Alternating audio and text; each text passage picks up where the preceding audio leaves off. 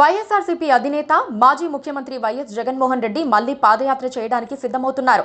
2019 ఎన్నికలకు ముందు జగన్ ఇడుపులపాయలోని తండ్రి సమాధి దగ్గర నుంచి ఇచ్చాపురం వరకు సుదీర్ఘ పాదయాత్ర చేసిన సంగతి తెలిసిందే. జగన్ పాదయాత్రే వైసీపీ అధికారానికి దారి ఏర్పరిచింది. 151 అసెంబ్లీ, 22 లోక్సభ స్థానాలు వైసీపీ వశమయ్యాయంటే జగన్ పాదయాత్ర కీలక పాత్ర పోషించిందని చెప్పక తప్పదు. ఇప్పుడు మళ్లీ జగన్ పాదయాత్రపై దృష్టి సారించారు. ముఖ్యంగా కూటమి పాలనపై చాలా తక్కువ సమయంలోనే తీవ్ర వ్యతిరేకత ఏర్పడిందని జగన్ నమ్ముతున్నారు. ఈ దఫా వైసీపీదే అధికారం అనే ధీమాలో జగన్ ఉన్నారు. అయితే చంద్రబాబు సర్కార్పై వ్యతిరేకతను రాజకీయంగా సొమ్ము చేసుకోవాలంటే తాను జనంలోకి వెళ్లాలని జగన్ గట్టిగా నిర్ణయించుకున్నారు. అయితే పాదయాత్రను ఎన్నికలకు 2 ఏళ్ల ముందు చేపడితే బాగుంటుందని ఆయన అనుకుంటున్నారు. అందుకే జగన్ 2027లో పాదయాత్ర చేయాలని నిర్ణయించారు. అప్పటికి ప్రభుత్వంపై వ్యతిరేకత పతాక స్థాయికి చేరి ఉంటుందని జగన్ భావన.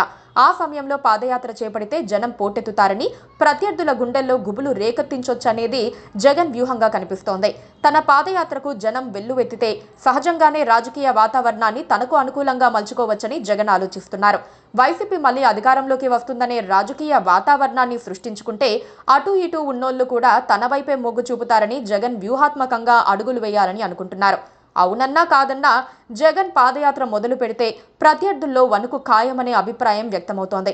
అయితే గతంలో మాదిరి జగన్ పాదయాత్రకు ప్రభుత్వం సహకరించే పరిస్థితి ఉండకపోవచ్చనే అనుమానాలు వ్యక్తమవుతున్నాయి. తన పాదయాత్రకు అడ్డంకులు సృష్టించినా అది ఒక రకంగా తనకు మంచిదే అని జగన్ ఆలోచనగా చెబుతున్నారు. తనపై ప్రజల్లో మరింత సానుభూతి వస్తుందని జగన్ నమ్మకం.